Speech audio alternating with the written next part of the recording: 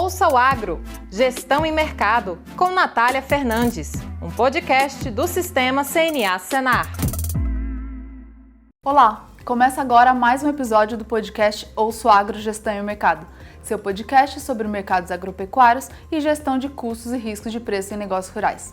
No episódio de hoje a gente vai falar sobre um assunto super atual, que é como as questões geopolíticas, tendência de consumo afetam o agro brasileiro. E para isso estou com um convidado super especial, que é o embaixador Roberto Azevedo, ex-diretor-geral da Organização Mundial do Comércio. É um prazer, uma satisfação. Muito obrigada pela sua presença aqui no podcast Ouça o Agro. Não, sou eu quem agradece, um prazer enorme estar com todos vocês e, como disse a Natália, um tema importantíssimo e que direciona muito do futuro do agronegócio brasileiro, não apenas no país, mas mundo afora. Sim. Bom, Roberto, a gente ouve já falar do tamanho do agro brasileiro, como é importante para a produção, fornecimento de alimento, tanto nacional como internacionalmente. Então isso é um assunto atual. E agora a gente vê questões que têm afetado o comércio e diretamente influenciam a produção. Como que o produtor vai passar a produzir, o que ele precisa se adequar. Então tem questões geopolíticas que afetam e também exigências do lado do consumidor. O que você avalia que é o ponto mais importante em relação a isso e que afeta realmente o agro brasileiro? Acho que o exportador brasileiro ele está acostumado já com barreiras, com regulamentos que vão aparecendo nos mercados consumidores e que afetam a sua produção em tudo, nos pesticidas que ele usa, em agrotóxicos, em fertilizantes, até na embalagem, às vezes, né? Eu acho que eles estão acostumados com isso. Então, todos nós sabemos que o mercado consumidor coloca de vez em quando demandas e requisitos que forçam que o exportador se adapte a todos eles. Mas nós estamos agora diante de uma nova geração de regulamentos e de barreiras que vão demandar um esforço muito diferente do exportador brasileiro, porque esses regulamentos, essas barreiras, essas novas prioridades que estão emergindo nos países centrais, né, tem a ver muito com a agenda climática, com a agenda da sustentabilidade de uma maneira geral. E é uma agenda nova, então são padrões que fogem ao que nós estamos acostumados por vários motivos. Primeiro, porque vem com uma legitimidade, né? Então, são regulamentos que as pessoas vão dizer, mas está atrapalhando as exportações ou não é justo com as exportações de tal país ou de tal setor, não sei o quê. Paciência. A prioridade é o planeta e as pessoas. Então, isso aqui tem que estar à frente. Essa legitimidade é muito importante. A segunda é o fato de que essas coisas não vão mudar, não é uma coisa que esses regulamentos vão valer nos próximos 2 anos, ou nos próximos 3 anos, ou até você se adaptar. Não, são regulamentos que vão estar ali para sempre. Terceiro, porque ninguém sabe qual é a base científica, né, que vai nortear esses regulamentos. São coisas que não é uma taxa de hormônio máxima dentro de um produto, na quantidade, não. São coisas que têm a ver com emissões de carbono no país, né? Ou no setor como um todo. Às vezes nem isso está definido mesmo, né? A própria exigência não está muito Não está definido, os algoritmos não estão definidos. O algoritmo que funciona, por exemplo, na Europa, não vai funcionar no Brasil. Se você for medir as emissões de carbono, de metano de uma vaca criada na Europa é diferente das emissões de metano de uma vaca criada no Brasil, por vários motivos, alimentação, forma de criação, se está na pastagem, se está confinado, não sei o quê, tudo isso muda e ninguém tem clareza ainda sobre o que vai acontecer. Então é muito importante que nós estejamos, número 1, conscientes de que esse novo cenário virá e vai ser muito importante, vai afetar toda a nossa cadeia de produção no agronegócio.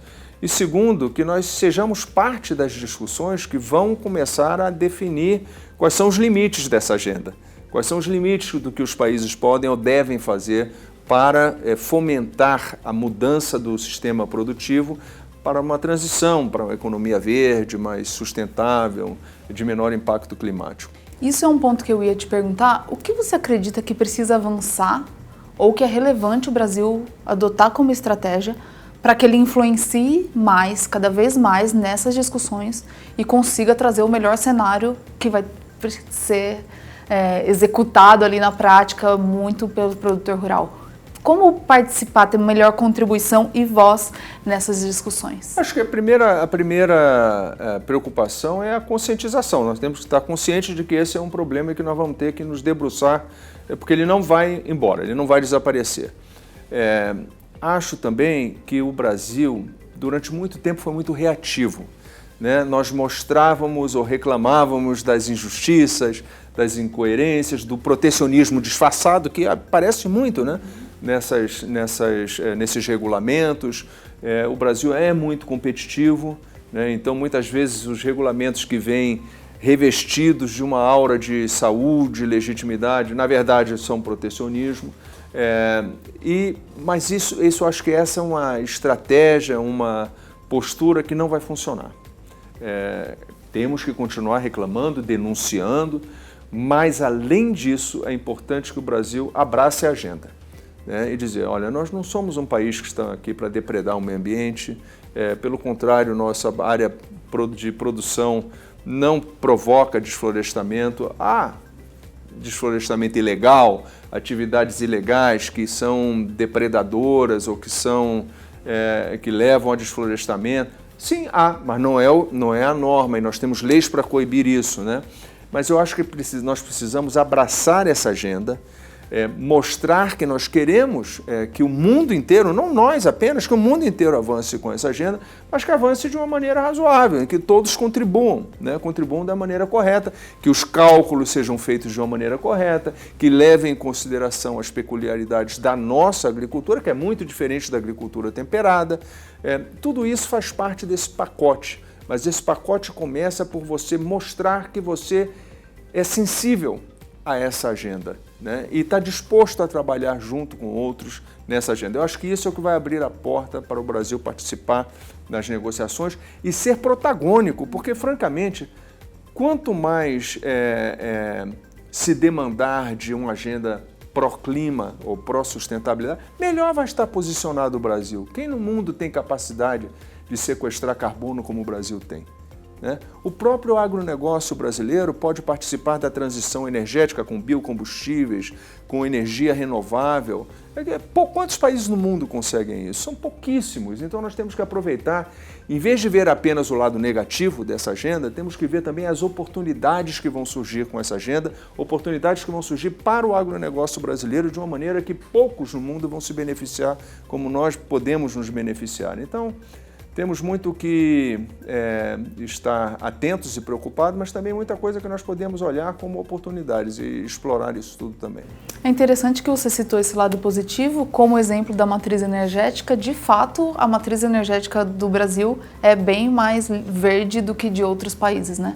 Por mais que essa exigência continue sendo feita ao Brasil, tanto da questão de rastreabilidade, que não envolve só a questão de energia, mas sempre relacionada à sustentabilidade, essas exigências e os olhos voltados para o Brasil. E a gente já tem feito um dever de casa em que o Brasil é sustentável, né? Como você disse, vamos enxergar isso como uma oportunidade, né? Como que fica essa questão de o Brasil estar diante de uma exigência, uma não, várias exigências, ter que se adequar, mas saber que isso vai gerar um custo e que os países que estão exigindo não estão dispostos a contribuir com esse custo que vai ser gerado e sim só fazendo a exigência. Então eu queria deixar com você esses dois pontos, a sua visão em relação a isso, essa responsabilidade, esse custo que pode ser gerado, o papel desses outros países e essa oportunidade que o Brasil já tem nas mãos e é um desafio que ele consiga aproveitar. Eu acho que todos vão ter que contribuir dentro das suas capacidades, né? A noção de que você é um país vulnerável, um país que não é em desenvolvimento, que não tem recursos e tudo mais, é legítimo, mas não vai ser suficiente. Eu acho que todos nós vamos ter que contribuir. Acho que as fontes de recursos, por exemplo, o Brasil tem muito espaço para continuar avançando na agricultura regenerativa, por exemplo, mas tem custos para você fazer essa transição. O agricultor vai ter que investir, ele vai ter que colocar dinheiro do bolso dele para poder fazer essa transição. E os ganhos não são imediatos, né? Os ganhos virão daqui a 3, 4, 5 anos. Como é que você... Também, né? A pesquisa tem que evoluir para que consiga, porque o Brasil também é muito grande, a agricultura regenerativa em cada região também vai exigir tecnologias diferenciadas. Que se aplica naquela região e que não necessariamente vai se aplicar em outra, né? É o caso, por exemplo, de biocombustíveis em determinadas situações em que a química que você usa, os agentes que você usa para poder fabricar o biometano, por exemplo, o biogás, né, que você usa numa geografia é completamente diferente de outra geografia, no mesmo país, às vezes no mesmo estado, né?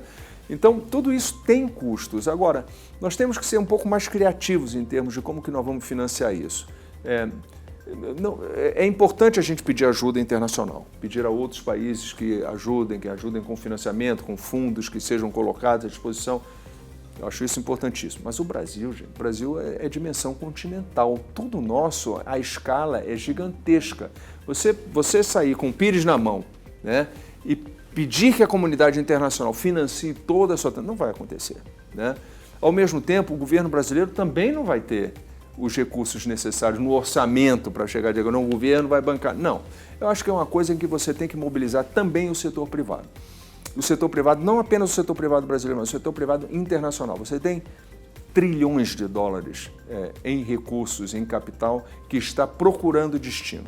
Está procurando, inclusive, destino com a agenda ambiental como foco, né? Como é que a gente faz para trazer esse capital para o Brasil e investir em empresas que vão fazer a pesquisa? A pesquisa não precisa ser feita apenas pela Embrapa, por exemplo. Você pode ter empresas privadas, tem muitas empresas europeias que estão vindo para o Brasil, porque vem essa agenda climática no Brasil, de biocombustíveis, por exemplo, como um grande futuro. A transição energética é hoje a grande miragem do mundo. Todo mundo quer fugir dos combustíveis fósseis e ir para energias renováveis. Como é que você faz isso? Como é que você desenvolve tecnologia?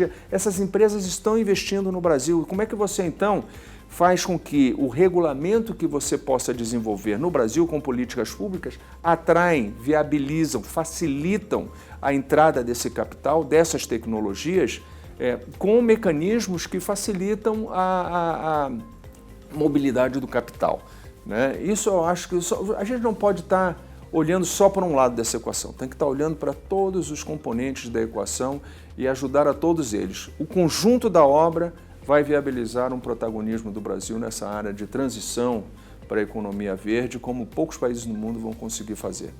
Já estamos praticamente chegando ao final deste episódio, só uma pergunta final.